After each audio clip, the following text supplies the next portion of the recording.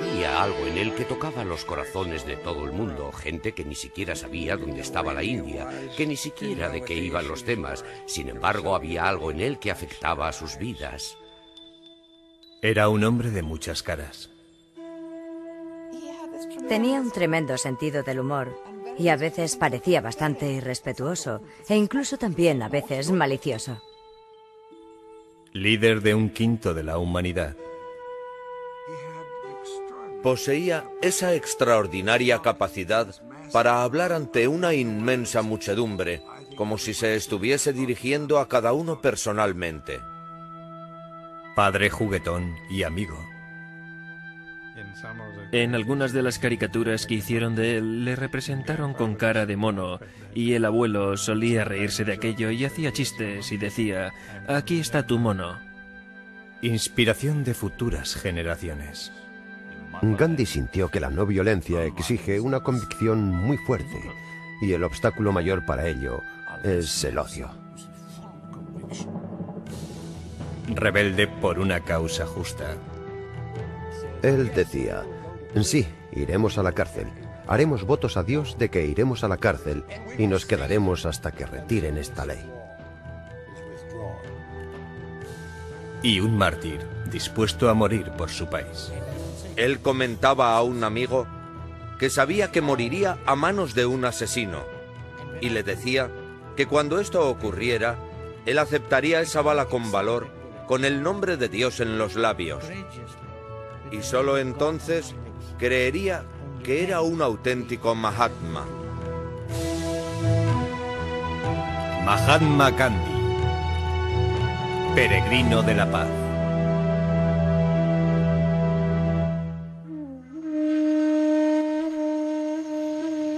There is an unalterable law governing everything and every being that exists or lives. I may not deny the law or the lawgiver because I know so little about it or him. God, to be God, must rule the heart and transform it. It is proved in the transformed conduct and character of those who have felt the real presence of God within. Nacido en una tierra antigua y mística, Mohandas K. Gandhi planteó su vida como una búsqueda de las verdades últimas. Constantemente evolucionando, buscando modos alternativos de pensar y de vivir, tituló a su autobiografía La historia de mis experimentos con la verdad. Su largo camino de autotransformación dio comienzo en su casa de clase media en la ciudad portuaria de Porbandar. Desde sus primeros años, Gandhi estuvo animado y enseñado por un modelo de extraordinaria disciplina y entrega. Su madre, profundamente religiosa, con frecuencia se entregaba a largos periodos de ayuno. Una vez en la estación de lluvias, ella hizo la promesa de no comer hasta que brillara el sol. Gandhi y los demás miembros de su familia querían que su madre comiera, ya que se estaba muriendo de inanición. Y ella les dijo: no os preocupéis por mí, estoy bien. Si Dios no quiere que coma hoy, no comeré. Gandhi reverenciaba a su madre por su santidad, pero aún no estaba preparado para seguir su ejemplo. El más joven de 4 hijos pasaba el rato con pasatiempos infantiles, sisando dinero para comprarse cigarrillos. Temeroso de su severo padre, un prominente político local, nerviosamente le confesó los pequeños robos. En vez de castigar a su hijo por lo que había hecho, le abrazó por haber tenido la valentía de decir la verdad y por confesar. Y ambos se pusieron a llorar, y el abuelo escribe en su biografía que fue como limpiar las impurezas con lágrimas que ambos habían derramado. Cuando uno tiene ese tipo de disciplina acompañada de amor, hace que emerja una gran humanidad dentro de uno, y eso creo que le ocurrió a Gandhi. De acuerdo con la tradición india, a los 13 años Gandhi se casó con una joven de la misma edad. Al principio era un marido celoso y posesivo. A los 16 años se enfrentó con su primer gran conflicto entre el deber y el deseo. Una noche, mientras cuidaba a su padre enfermo, se fue al piso de arriba para compartir la cama con su esposa. Y en aquel momento su padre murió. Se le acercó un criado y le dijo: tu padre ha fallecido. El primer impulso de Gandhi fue decir: Dios mío, ¿qué es lo que he hecho? Y durante toda su vida siempre se referiría a ese incidente, cuando abandonó a su padre, cuando no cumplió con su deber, con su responsabilidad hacia su padre. Y eso se convirtió en la base de su gran y profundo sentido del deber y de la responsabilidad. Él tenía que ser el hijo de toda la sociedad, tenía que ser diligente y una persona cumplidora con su deber, sirviendo a toda la humanidad. A la edad de 17 años, Gandhi dejó a su esposa y familia y se fue a estudiar leyes a Londres. Tremendamente tímido e ingenuo, a él le pareció que el ruido y la actividad de la gran ciudad eran muy intimidatorios. Él no conocía cosas como, por ejemplo, los ascensores, de modo que entra en un sitio y cree que es una habitación del hotel y de repente ve que la habitación se mueve y se asusta porque empieza a subir y allí está, dentro del ascensor, con las puertas abiertas y sin poder entender nada. Durante algún tiempo, su mayor ambición fue convertirse en un caballero inglés. Llevaba un sombrero de copa y un bastón que tenía el mango de plata. Siguió clases de baile, de violín y de francés. Pero ninguna de estas habilidades superficiales podía esconder su inexperiencia e inseguridad. Incluso después de haber obtenido una licenciatura en Derecho, tenía dudas de su capacidad de ponerla en práctica. Él escribió: mis sensaciones de impotencia y miedo no tenían fin. En la India, durante su primer caso como abogado y en presencia del tribunal, descubre que es incapaz de tan siquiera abrir la boca delante del juez. Se quedó aterrorizado y quedó profundamente impresionado por esto. Humillado, empezó a buscar una escapatoria. Le vino la salvación bajo la forma de una oferta de trabajo en África del Sur. En una ocasión, él dijo: fue en aquel país olvidado por Dios donde encontré a Dios. Unos días después de llegar a su nuevo país, Gandhi experimentó una epifanía. Inconsciente de la discriminación contra los indios en aquel territorio gobernado por los británicos, que era África del Sur, él inocentemente reservó un pasaje de primera clase en un tren a Pretoria. Y un pasajero blanco se dio cuenta, se quejó al responsable e insistió que él tenía que ocupar un compartimento de tercera clase, aunque tenía billete de primera. Gandhi se resistió, y en la primera parada importante le echaron del tren. Quiero decir que fue brutalmente echado del tren por el revisor. Aquella humillación fue realmente lo que motivó su deseo de cambiar. Y se pasó toda la noche sentado en el andén preguntándose cómo conseguir justicia. Gandhi más tarde describió aquella larga y fría noche de invierno como la experiencia más creativa de su vida. Pensó volver a la India, pero rechazó la idea por interpretar que era un acto de cobardía. Pensó en aceptar la discriminación, pero todo en su interior le hacía rebelarse al sometimiento que él consideraba era un ataque físico por parte de sus opresores. Y abandonó la idea como algo poco práctico. Solo quedaba una elección: quedarse y resistir. Al día siguiente subió a otro tren. La semana siguiente organizó una reunión de los inmigrantes indios. Con 24 años, las preocupaciones de Gandhi habían crecido, ya fuera de sí, para abrazar una causa mucho mayor. Aquellas cosas le hicieron presentir que él tenía un destino, que debía quedarse y luchar por los derechos de su gente, por los derechos de los oprimidos. Creo que realmente ese fue el principio de Mahatma, donde Mahatma Gandhi realmente empezó a emerger como un Mahatma, un alma grande.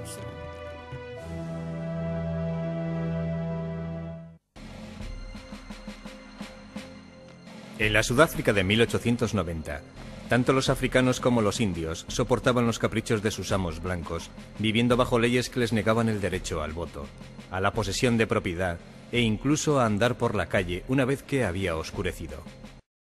Dedicado a encauzar aquellos malos actos, Gandhi fue tremendamente ingenuo en la manera de comportarse en la política.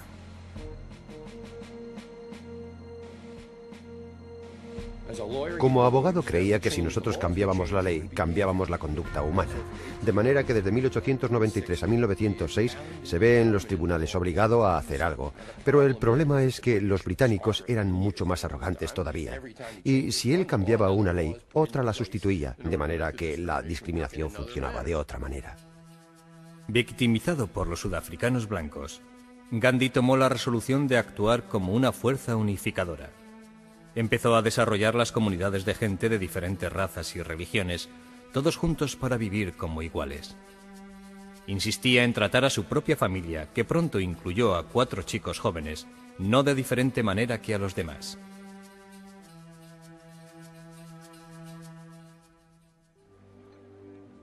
A pesar de su abjuración de la opresión británica, hasta 1906 Gandhi se consideró a sí mismo como un fiel miembro del imperio, incluso cantando Dios salve a la reina y enseñándolo a sus hijos. Tan leal, de hecho, que cumplió el servicio como camillero para las tropas británicas en la guerra de los Boers y en el levantamiento de los zulúes en 1906. Realmente fue la experiencia en la guerra zulú la que le llevó muy cerca de la violencia inhumana, porque fue justo entonces cuando cayó en la cuenta de que aquella guerra no era simplemente una guerra entre 2 pueblos, sino que era una auténtica masacre. Recordaba cómo las armas británicas mataron a los zulúes armados con lanzas. Vio el placer que los soldados sentían al matar, y recogió los cuerpos de los muertos y de los heridos que habían sido abandonados para que muriesen en su agonía. Empieza a pensar que los zulúes son dominados de esa manera por los británicos. ¿Qué es lo que significa la dominación? Cuando piensa en su propia dominación, en su familia, y particularmente de su esposa, él se había casado a los 13 años, y había sido a veces lo que él llamaba un marido cruel, celoso y dominante. Y es fascinante el modo de pensar que le había sugerido la revuelta zulú, al ver cómo los británicos dominaban a los zulúes. Y eso se lo aplica a él mismo. ¿Hasta qué punto yo soy culpable de este tipo de conducta dominadora en mi propio matrimonio y en mi relación con Kasturba? De acuerdo con la tradición hindú, es el hombre ideal que ha conquistado su sexualidad y que logra una inocencia como si fuera un niño. Solo dominando sus propios deseos, Gandhi decidió que era la mejor manera de servir a la humanidad. A los 37 años, hizo el voto hindú de Brahmacharya, es decir, celibato perpetuo.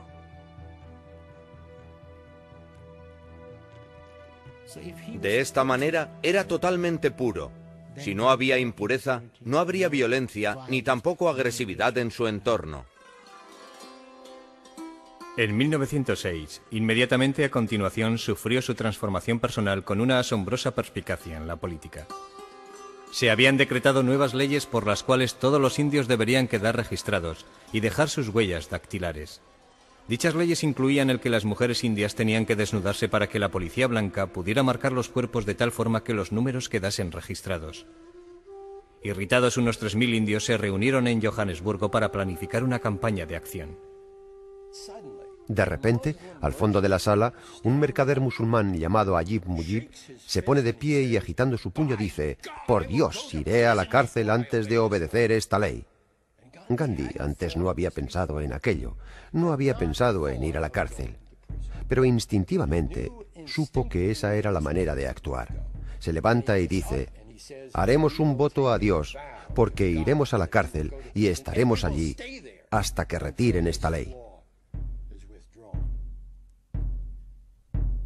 El discurso de Gandhi supuso un acto masivo de desobediencia civil, que no tenía precedentes en la historia.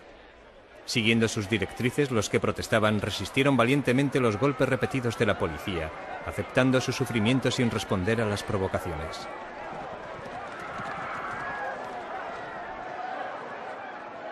Por primera vez en su vida, cayó en la cuenta de que cuando el corazón humano está cerrado, es imposible desarrollar la mente. Es inútil razonar con una persona cuyo corazón está lleno de ira. Si la razón no es suficiente, la violencia no sirve para nada. ¿Qué hacer entonces? En Sudáfrica descubre por primera vez el método de la resistencia no violenta. Te levantas contra tu represor, le dices que no vas a abandonar y también le aseguras de que no vas a responder al daño que te haga. Gandhi acuñó el término satyagraha para describir su concepto revolucionario, una combinación de dos palabras del sánscrito que significan verdad e ir detrás de. El objetivo de la no violencia era tan viejo como la filosofía humana, y lo que Gandhi pretendía era aplicar este ideal a las situaciones políticas concretas. Gandhi consideró que en orden a implantar la auténtica no violencia, lo primero que hay que hacer es poseer el espíritu de reconciliación mutua y desarrollarlo en tu propia mente. Sin eso, ¿cómo puedes apoyar la no violencia auténtica? En 1913, el general Jan Smuts, la marioneta inglesa en Sudáfrica, decretó unas leyes diciendo que los matrimonios hindúes y musulmanes eran inválidos. Y Gandhi aprovechó el momento para crear una revuelta mucho más grande.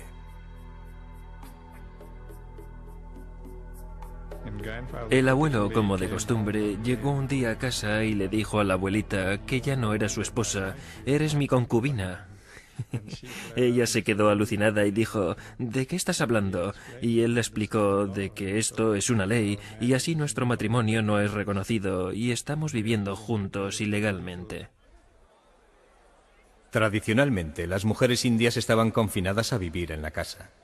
Gandhi atacó tales costumbres como otra forma de opresión y llamó a las mujeres para que apoyaran y participaran en las responsabilidades públicas. En un golpe muy hábil había ayudado a emanciparse a millones y añadió una potente nueva arma en su arsenal.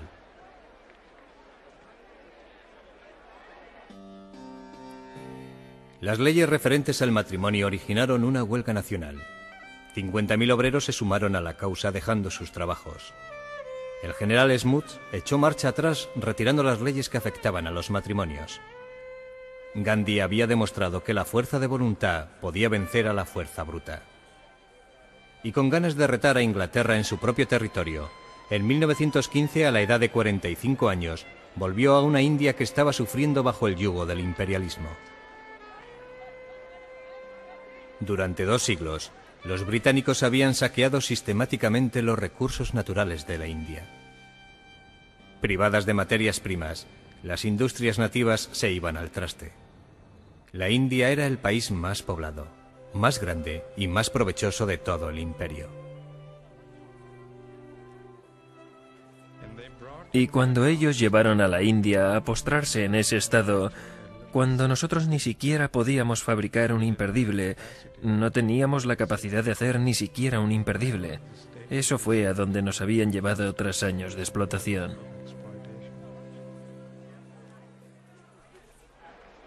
En 1915, 300 millones de indios estaban sometidos a 100.000 invasores ingleses. Nunca en la historia, tan pocos habían regido a tantos y desde tan lejos. Desesperados, temiendo no recuperar nunca su libertad, los indios colaboraban en su propia esclavitud, dando soldados y policías para reforzar el poder de sus blancos amos. Gandhi retó a sus compatriotas a que resistieran, diciéndoles que aquellos que se comportaban como gusanos tenían que esperar que los pisotearan. Él dijo, ¿cuándo aprenderemos a rebelarnos contra nosotros mismos?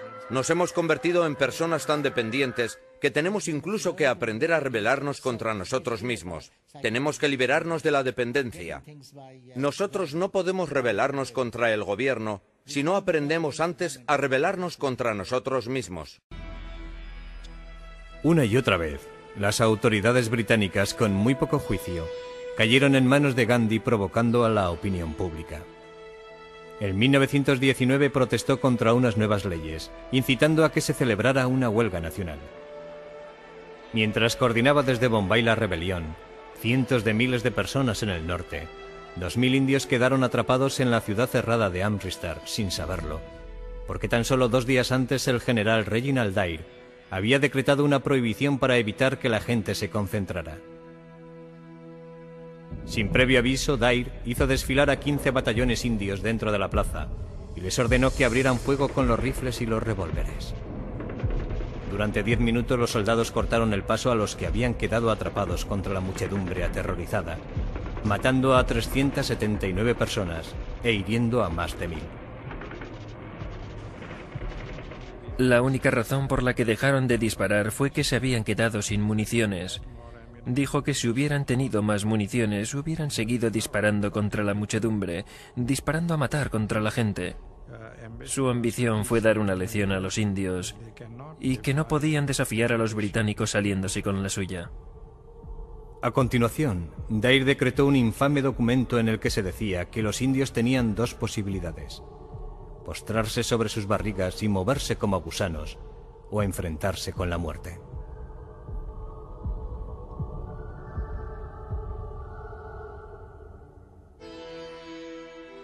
Los indios enfurecidos gritaron buscando venganza. Con una población de 4000 a 1, ellos podían haber ejecutado a los extranjeros blancos en cuestión de días.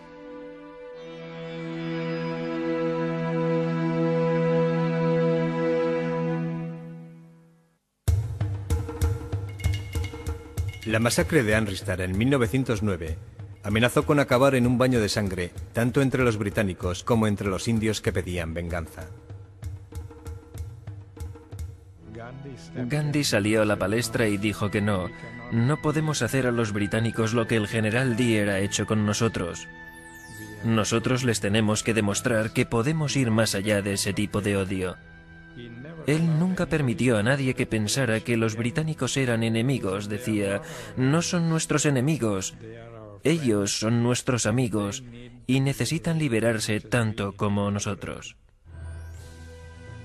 Durante los 3 años siguientes, Gandhi transformó la causa nacionalista india en un movimiento de masas.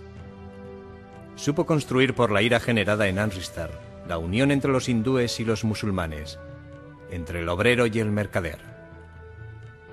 Y se ganó el afecto de los indios comunes, haciéndose uno de ellos, vistiendo su misma ropa sencilla, no comiendo mucho y teniendo unas comodidades muy pequeñas, como si fuera el más pobre de los pobres.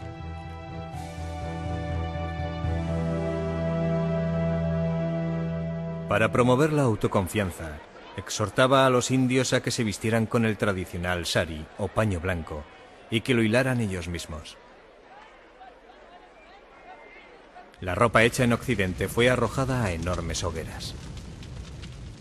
Gandhi dijo que la ropa extranjera significaba nuestra dependencia de Occidente y que nosotros éramos cómplices indirectos de nuestra propia esclavitud. Por consiguiente, la quema de la ropa extranjera era una manera de purgarnos a nosotros mismos.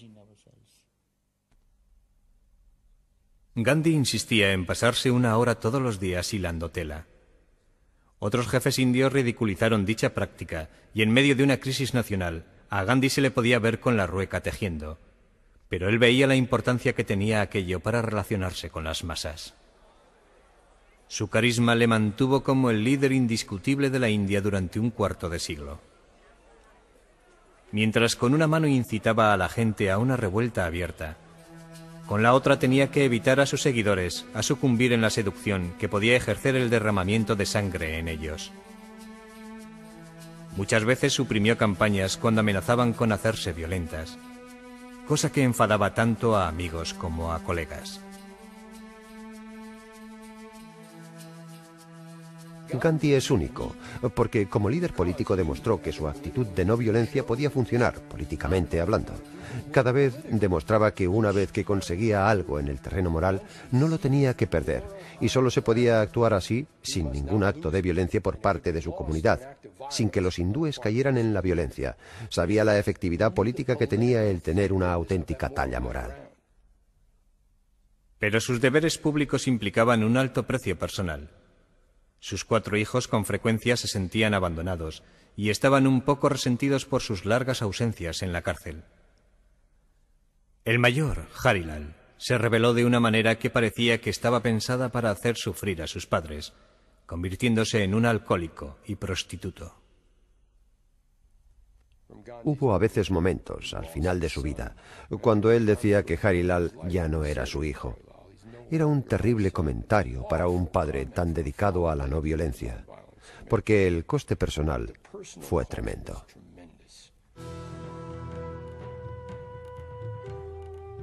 Gandhi sufrió por su hijo, pero ninguna preocupación personal le podía hacer que se olvidara de cumplir su misión de liberar a 300 millones de indios. En 1930, a la edad de 61 años, desveló un nuevo plan muy osado para atraer la atención de Gran Bretaña y para captar la conciencia del mundo.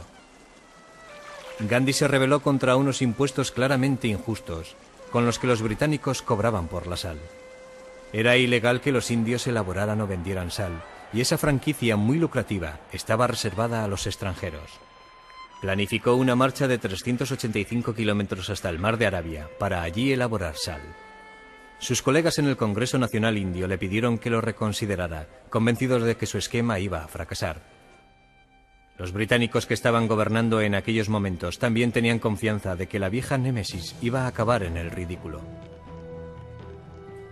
El 12 de marzo, Gandhi inició la marcha con tan solo 80 seguidores. Y la marcha solo llegó a hacer 16 kilómetros al día.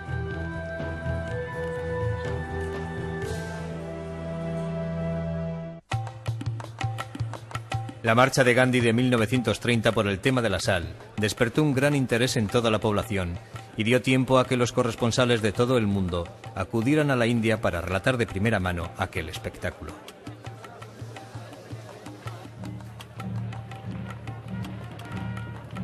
De modo que durante 24 días atravesó cientos de aldeas, creando un escenario político enorme, y a medida que las noticias fueron extendiéndose, no solo toda la India estaba emocionalmente implicada, sino que también todo el mundo lo estaba. Infinidad de periodistas norteamericanos decían que aquello era realmente increíble.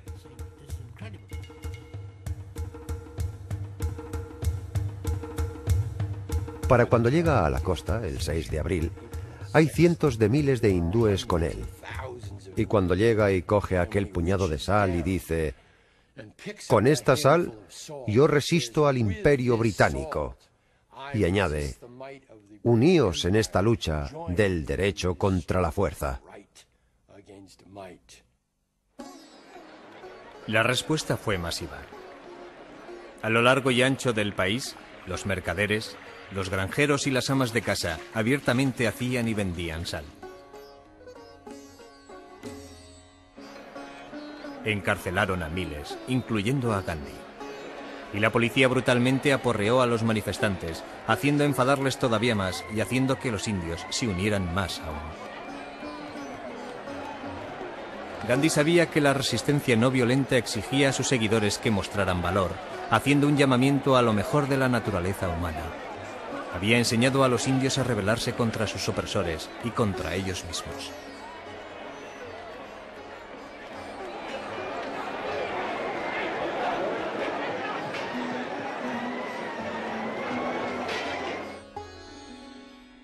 Bajo una intensa presión internacional, el virrey Lord Irwin soltó a Gandhi y le invitó a negociar. Gandhi fue directamente de la cárcel al palacio del virrey y fue tratado como huésped de honor.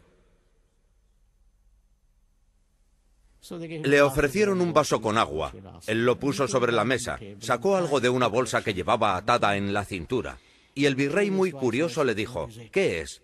Él contestó: Excelencia, no se lo diga a nadie. Esta es la sal que he elaborado ilegalmente. Y tranquilamente la echó en el agua, lo removió y bebió. Al año siguiente, Gandhi hizo un viaje a Londres a una conferencia sobre el futuro de la India. Como siempre, viajó en tercera clase y llevó a cabo sus disciplinas diarias.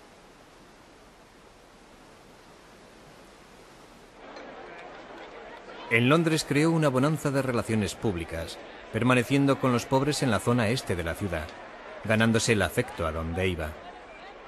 Los niños le seguían gritando: Gandhi, ¿dónde tienes los pantalones? You are going to tell the other children that I love you all as my own children. That's all I want to say. Fue invitado al Palacio de Buckingham para tomar el té con los reyes, y fue criticado por aparecer delante del rey con un trapo que cubría los riñones. Gandhi dijo: ya llevaba el rey lo suficiente para los dos. De vuelta a la India, siguió expandiendo su mensaje a través de la oración diaria y de los mítines. I am going to request the father of our nation, the apostle of love and truth and non-violence, to give us his benediction. It is complete independence that we want. Una reunión de oración podía convocar a cientos de miles de personas y tú simplemente te dedicabas a mirar con el rabillo del ojo. Nadie le miraba porque estaban todos totalmente absortos. Gandhi admitía que tenía un ego superior y a veces le parecía que la adoración que le rendían las masas le encantaba. Sin embargo, la mayor parte de las veces constantemente decía que aquello era insoportable. Recuerdo que en muchas ocasiones, cuando viajaba con él, en todas las estaciones había miles de personas en mitad de la noche gritando, ya sabes, ¡Viva Gandhi! ¡Viva Gandhi! Y ellos seguían gritando hasta que pasaba el tren. El resultado de todo aquello es que jamás podía conciliar el sueño.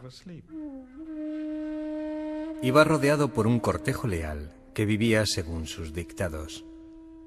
A veces exigía el celibato de sus discípulos casados, y en los últimos años de su vida se implicó en pruebas de fuerza de voluntad que chocaban a sus admiradores más grandes, como por ejemplo dormir desnudo con jóvenes chicas hindúes. La idea, según explicaba él, era retar a su disciplina y de esa manera profundizar en su compromiso.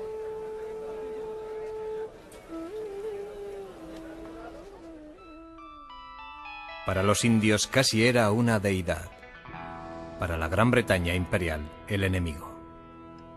En agosto de 1942, exigió la inmediata independencia declarando: aquí hay un mantra, uno corto y os lo digo, hacerlo o morir. Nosotros libertaremos a la India o moriremos en el intento.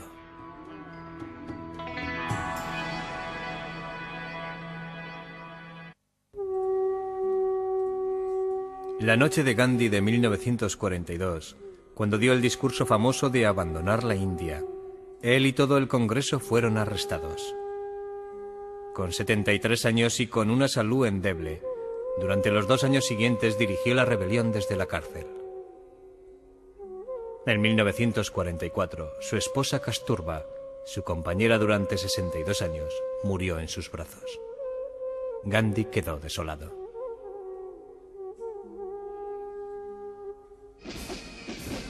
Un año más tarde, una Gran Bretaña exhausta admitió que ya no tenía los recursos para gobernar la India. Pero la perspectiva de la independencia trajo consigo viejas divisiones al pueblo.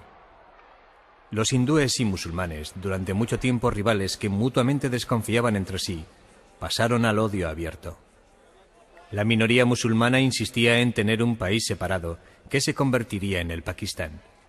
Tras una larga vida dedicada a unir a la gente, Gandhi vio su querida patria dividida en 2. Creo que la idea de que la India fuese dividida rompió el corazón de Gandhi. A veces no veía soluciones posibles. Su corazón sabía que aquello era lo correcto, pero el mundo con frecuencia no permite que lo justo suceda. Mantuvo la fe en sus principios y pidió a los demás que hicieran lo mismo. Incluso cuando se detuvieron las negociaciones con el virrey, Lord Mountbatten, mantuvo su vieja disciplina del silencio un día a la semana. Mi padre empezó a considerarle como a un santo, pero era alguien que te podía exasperar a la hora de hacer un trato. Fue en aquel momento de crisis cuando mi padre le pidió que acudiera para comentar cosas y estaba totalmente desesperado. La expresión de mi padre cuando Gandhi entró en la habitación con su dedo en los labios fue: «Oh, no, no puede ser el día del silencio».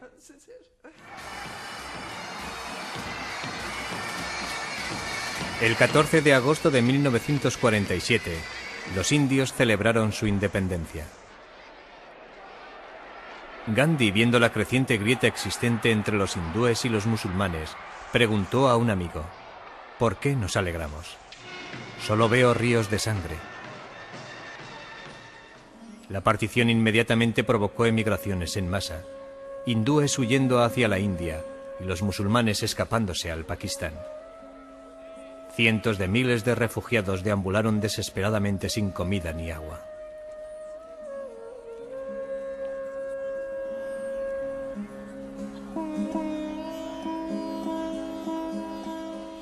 Devastadas por las privaciones y rotas por antiguas animosidades, las dos grandes religiones irrumpieron en una masacre mutua.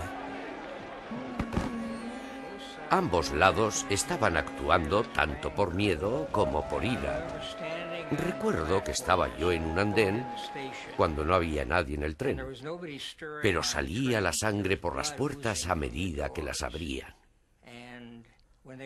Aquello parecía una carnicería, si no fuera porque aquella carne tenía trozos de ropa encima. Llegaron a perecer 500.000 de personas.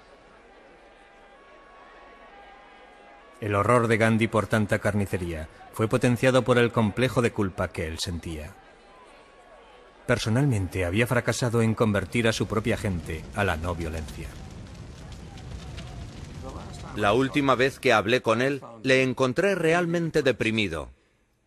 Me dijo, no puedo ver nada a mi alrededor. Todo está envuelto en oscuridad. Los hombres se están comportando como bestias. Y añadió, no, peor que bestias, porque las bestias no matan a los suyos. Y dijo, voy a empezar una huelga de hambre hasta que todo esto pare, hasta que los hindúes y musulmanes vuelvan a ser hermanos otra vez. La ira era tan grande entre los refugiados que había enormes manifestaciones que pasaban por las calles diciendo, al infierno con Gandhi, que Gandhi se muera. Y al segundo día hubo una contramanifestación muy tímida, y al tercer día la contramanifestación se hizo más grande y la demostración anti-Gandhi se hizo más pequeña, hasta que finalmente las calles estaban llenas de gente gritando a favor de Gandhi, y una semana después los musulmanes podían andar por las calles de Delhi con total seguridad. La huelga de hambre de Gandhi rescató a Nueva Delhi, pero en la frontera de la India con el Pakistán se libraba una guerra civil. Él se embarcó en una peregrinación de paz hacia aquella zona rota por el odio, yendo descalzo de aldea en aldea. Aldeas que habían sido saqueadas, soportando a las muchedumbres airadas, aguantando las espinas que eran arrojadas a su paso, levantándose a las 4 de la mañana para luchar contra la creciente ola de miedo y de muertes.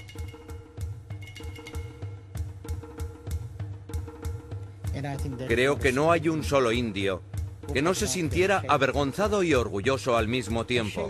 Avergonzado porque él había sido abandonado por tantos de ellos, y orgulloso porque en aquellos días de la brutalidad más oscura, más tremenda, emergió una figura que hizo que alguien se pudiese sentir orgulloso de ser indio, que pagaba las culpas por ello, una especie de figura de Jesucristo.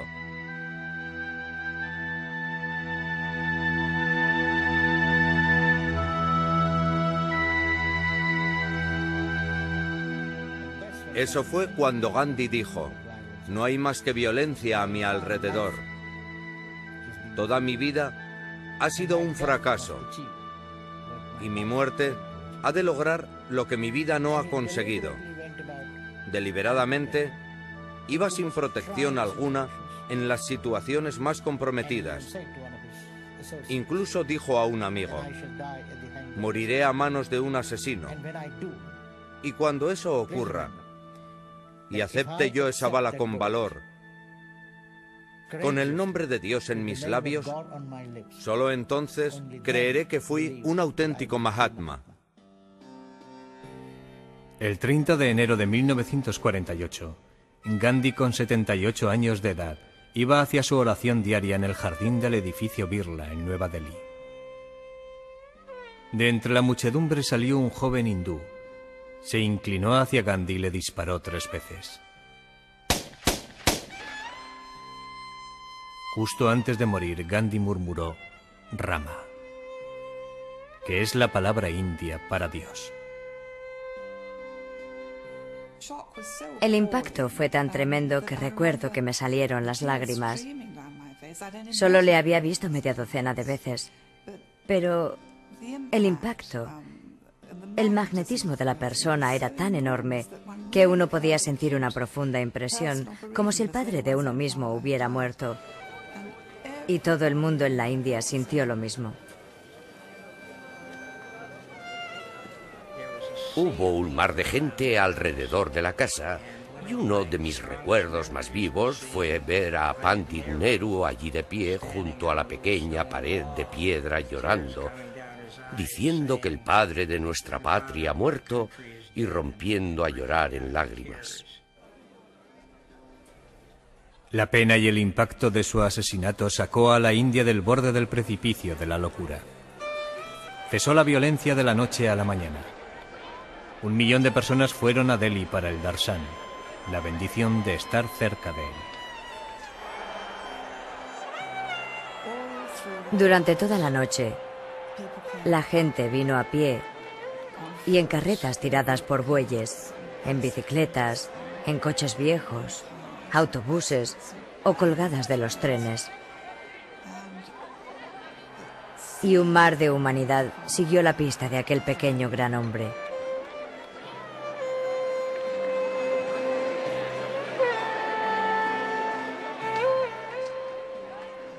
Toda aquella gran masa de gente, un mar de gente, llegó a la zona de la cremación. Y cuando se encendió la llama, creo que 750.000 de gargantas gritaron: Gandhi es inmortal.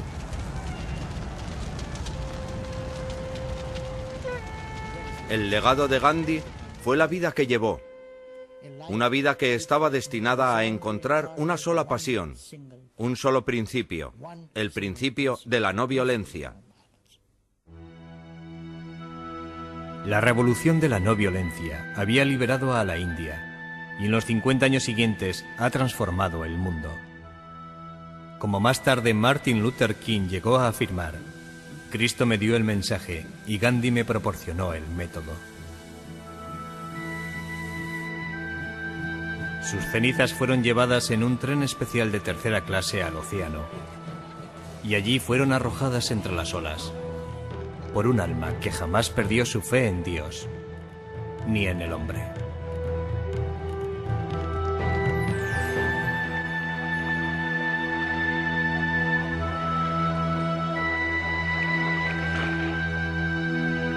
In the midst of death, life persists.